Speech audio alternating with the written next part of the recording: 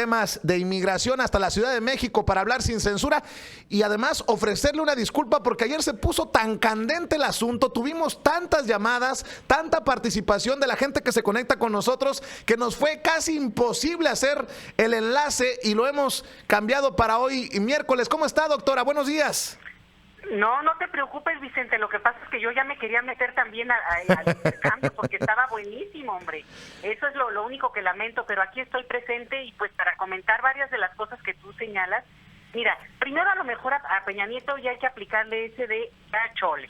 ¿Te acuerdas que al principio del sexenio hicieron su campaña los del PRI para que los que se quejaban de lo que sea les ponían el hashtag ya chole? Pues con él hay que decir lo mismo, porque ya chole con tus quejas. Está repitiendo, digo, ya chole con sus quejas, ya chole que lo supere, también es otra clásica de este sexenio, ¿no? De ya supérenlo, que fue horrible, fue de una crueldad increíble, dado que se trataba de los 43 desaparecidos de Ayotzinapa. Entonces, estos dos hashtags hay que aplicárselos, porque de verdad es que está en una tesitura que ya no se entiende ni para qué lo dice, no le ayuda a su candidato, y a lo mejor lo que realmente busca es no ayudarlo.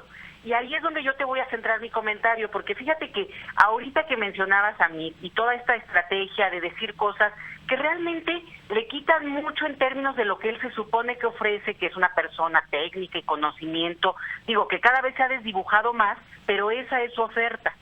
Entonces, de repente lo contrastas con Peña Nieto y dices, bueno, ¿y por qué no le ayudan, no? Ni siquiera los de su partido, ¿por qué lo están boicoteando, parece ser?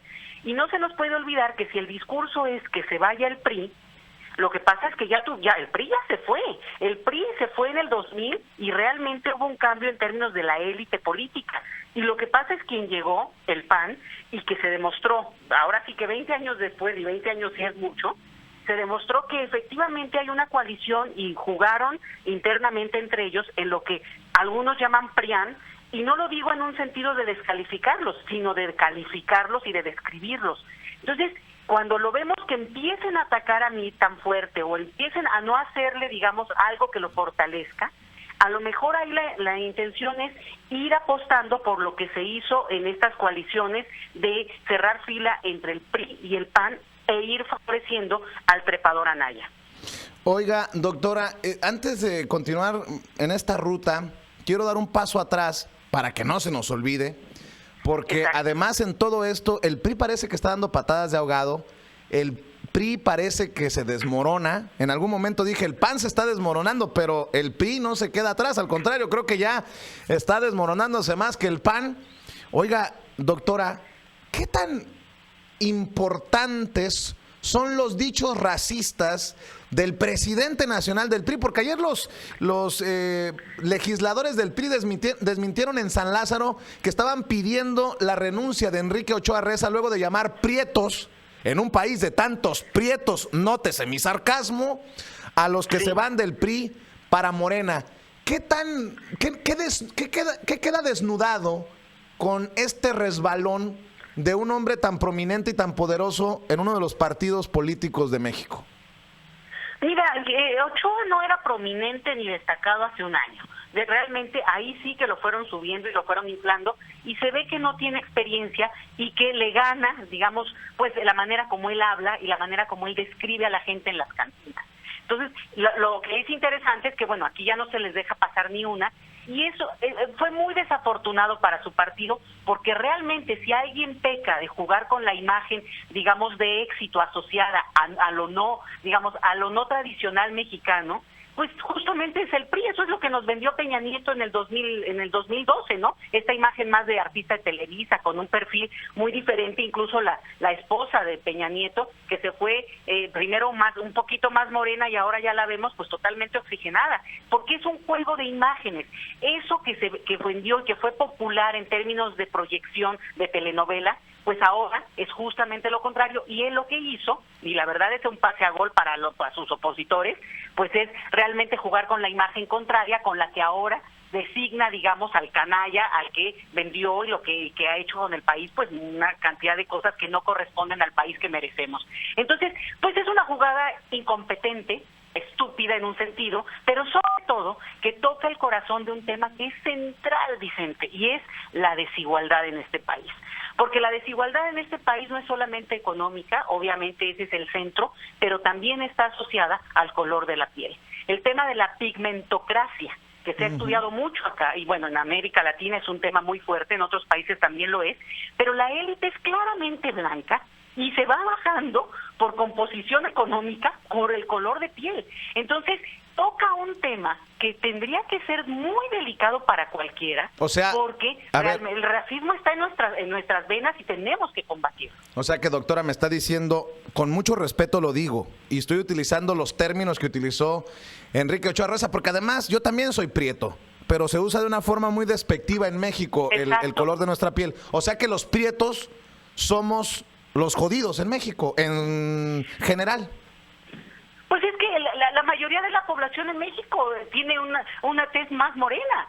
Y la élite claramente, bueno, digamos, eso está muy estudiado, Vicente, pero te lo agrego. No es solo la mención de la manera en cómo él describió el uso que él hizo, Ochoa, de la palabra, sino la manera de usarla para descalificar. ¿Me entiendes? Porque, digo, podría ser una forma hasta cariñosa de llamar al otro, cuando tiene ese tono y ese acento, ¿no? Que yo te puedo decir, ay, mi morenito lindo, pero el punto aquí es el uso inapropiado, el uso burlón para descalificar al otro, y ahí es donde se le revirtió, ahí es donde se le volteó a él, porque claro, pues te digo, no es que lo estaba haciendo para halagar a nadie, estaba haciéndolo para denigrar y para justamente decir, pues que son menos y que eso se asocia, es como cuando se habla del tema de migración, que si cuando tú lo usas de una manera para descalificar, pues lo que haces es que generalizas a todos el hecho de que las imputaciones que se le pueda estar haciendo a un grupo a partir de la cuestión de la migración. Entonces, eso es lo que quiero que quede muy claro, que es el uso y la manera en la que él lo utiliza como se vuelve denigrante. Y por eso pues se le revirtió, y te decía yo, es un pase a gol para sus opositores. Hablando... Y bueno, ha sido un gol, digamos, sí lo ha sido. Hablando de estas cosas, de los migrantes, le tengo que preguntar, porque usted es lo que estudia, es experta en estos temas. Sonará hasta superfluo, extraño que lo ponga sobre la mesa para muchas personas, pero ¿qué tan importante es para el colectivo, para una sociedad, enterarse que sí hay bad hombres en una comunidad inmigrante que defendemos con uñas y dientes muchos, como este servidor, en momentos en que Donald Trump hace más fuerte la cacería de esos bad hombres, aunque se lleve entre las patas a muchos hombres y mujeres de bien? ¿Y a qué se me refiero? Figuras claves en la política, en el mundo financiero, en la farándula, pues no nos dejan bien parados. Y cuando digo no nos dejan bien parados es porque estos casos son emblemáticos y los toman en nuestra contra para generalizarnos a todos.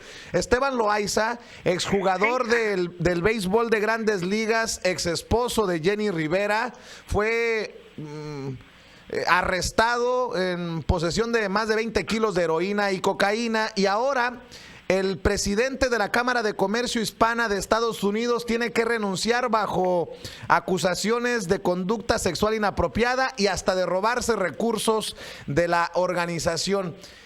¿Cómo funciona esto en una sociedad estadounidense que está medio confundida y que dirá, ¿tendrá razón Trump o tendrán razón los inmigrantes que se defienden? Cuénteme cuál es su visión. Sí. No, pues es que justamente la visión tan maniquea y tan simplista de querer catalogar a una comunidad a partir de, digamos, criterios como si son buenos o son malos, son maleantes o son perfectos, ¿no? Gente ejemplar o gente, digamos, en este caso, como tú dices, criminales. Esa forma maniquea es lo que acaba teniendo estos resultados, porque en toda comunidad, de cualquier, ahora sí que de cualquier nación, de cualquier tono, de cualquier acento idiomático, hay gente buena y hay gente mala. Y hay gente que es francamente indefendible, y lo que tendríamos que entender como humanidad es que los enemigos lo son de todos, no importa el color de piel. Entonces, cuando el señor Donald Trump dice que hay malos y que hay maleantes, pues sí, son los mismos a los que les tenemos miedo cualquiera. O sea, cualquiera. ¿Ustedes creen que en El Salvador no hay gente que está temblando con los de la Mara Salvatruch y todo esto? Pues por supuesto, los tienen aterrorizados. Y es de la misma gente que huye las personas, que buscan refugio en Estados Unidos. Entonces, lo que tenemos que empezar a ver, y es difícil, yo lo sé, porque hay una defensa que también es ideológica en términos de la comunidad y todo, pero no, en ninguna comunidad ni todos son perfectos, ni todos son maleantes, y lo que hay que atacar es los prejuicios y los estereotipos a los que nos están queriendo colocar. Aquí el punto es que entre los estadounidenses, vamos a decir blancos, ¿no? Para poderlo entender, hay gente absolutamente hermosa, solidaria, incluso la gente que más ha defendido el tema de la migración durante décadas. Pero también hay gente, bueno, pues que está muy en contra, y el problema es cuando estás en contra por prejuicios y no, a lo mejor por una cuestión hasta descaradamente contra la competencia o lo que tú quieras, pero que se pueda definir así. Entonces, yo creo que el paso que podríamos dar, Vicente, es empezar a entender que incluso en una comunidad que se tiene que defender, y yo lo entiendo, la parte de, digamos, la fortaleza de la comunidad, la familia, la unión, eso es central, pero no todos la tienen y hay gente muy mala, y lo pongo todavía peor, digamos, como desde México, en México, a veces los mismos a los que les tenemos miedo es la autoridad. Entonces tú ahí dices, pues es mexicano contra mexicano, ¿cómo está eso? O Salvador o Estados Unidos, para que no quede tampoco descalificado por esa parte. Pero creo que por ahí va la cosa, empezar a superar la parte de decir, no es de estadounidenses, de mexicanos, de salvadoreños, de chinos, es de las sociedades. Y hay gente horrorosa en todas partes y hay gente bondadosa y sublime que es la que queremos, digamos, estar del mismo lado. Muy bien, y para cerrar, ¿qué tanto impacto cree usted que vaya a tener toda esta gente de otras visiones políticas que parece estar quitándose la venda de los ojos y ahora dicen, pues ya Andrés Manuel López Obrador no es el peligro para México? Primero fue Solá, precisamente, el que creó esta idea de que AMLO era el peligro para México, dice ya no es peligro para México. Roberto Gil Suart dice que va a dejar la política por voluntad propia y asegura que si Andrés Manuel quiere, pues hay que darle la oportunidad. En fin, cada vez son más estos personajes desde su perspectiva rumbo al 1 de julio. ¿Qué tanto va a impactar estas declaraciones, doctora?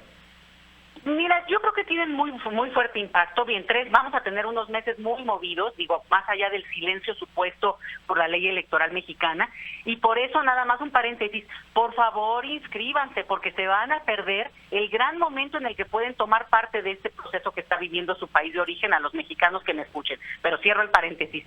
Ahí el asunto es que al final de cuentas, ponerlo todo en la personalidad de López Obrador, que si es bueno, que si es malo, que si es simpático, que francamente debe ser insoportable como marido, te lo digo yo, me imagino, ese no es el punto es entender qué significa lo que se está peleando en términos de proponer un cambio de ruta, de modelo económico, político y sobre todo lo que más duele en México en este momento, y no, fíjate que no es tanto la economía como lo central, es la seguridad, la violencia, la impunidad, Vicente, porque la gente que ha sufrido alguna pérdida o está buscando a sus familiares o alguna cosa espantosa, lo que se encuentra es que llegan con la autoridad y la autoridad, si no les hace caso, incluso puede victimizarlos nuevamente. Eso es lo que está en juego, eso es lo que se está discutiendo en este momento, a cómo llegamos al país que tenemos hoy.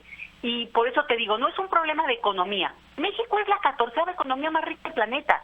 Y tendría razón a lo mejor Peña Nieto que diga que aumentaron los empleos, sí, con un salario miserable, pero efectivamente el truco de la estadística, ¿no? El problema acá es el modelo de país que tenemos y si queremos seguir por esa ruta en la cual, pues efectivamente la gente ha perdido un nivel de seguridad y en la que efectivamente, pues da miedo volver. Porque ese sería el punto, ¿no? Entonces, yo creo que ayer los oía discutiendo de las instituciones, que el IMSS, que no. Podríamos discutirlo y eso podría mejorarse mucho, ¿no? El punto acá es, ¿por qué estamos en ese lugar cuando tenemos una economía supuestamente correcta o supuestamente en buena ruta, un tratado de libre comercio con el país más rico del planeta durante 30 años, bueno, un poquito menos de 30 años? Entonces, a lo que voy es, no es el señor López Obrador, que lo repito, más allá de que es simpático o no, dejémoslo en un punto, es el modelo que queremos la ruta de país y es preguntarse, ¿sobre eso voy? Eso es lo que quiero, porque descalificar por la personalidad, ¿sabes qué? Le sale barato. Les es muy fácil, porque al final de cuentas, pues claro, luego todos tienen defectos, todos tienen sus cosas. El señor Anaya, por ejemplo, personalmente a mí no me agrada, pero ciertamente habría que escuchar lo que dice. Hasta ahora no hemos escuchado nada de lo que propone. Yo no sé qué proponga más que decir que hay que cambiar la ruta, hay que cambiar al PRI. Bueno, ¿para qué? Ya lo sacaron una vez los del PAN. Entonces, retomo el punto. Aquí el asunto es pensar cada uno, y en su momento lo tendrán que hacer en el silencio de la urna, y por eso yo insisto, tienen que participar en esta fiesta electoral, fiesta cívica que es las elecciones, es lo que nos hace ciudadanos de un país, y es pensar al final, ¿esto va bien o deberíamos de repensar y cambiar la ruta e intentarlo de manera diferente? Eso es lo que yo creo que está en juego. Muy bien, la doctora Leticia Calderón Chelius, como siempre, hablando con nosotros sin censura, desde su trinchera, y le agradezco nuevamente, doctora, que haya sido tan amable en cambiar el día para hoy, en este segmento que normalmente es los martes, y le mando un abrazo y nos vemos y nos escuchamos aquí el próximo martes. Nos escuchamos el martes, Vicente. Abrazos a todos por allá. Gracias, la doctora Leticia Calderón Chelius, hablando sin censura, y como ya se lo comenté.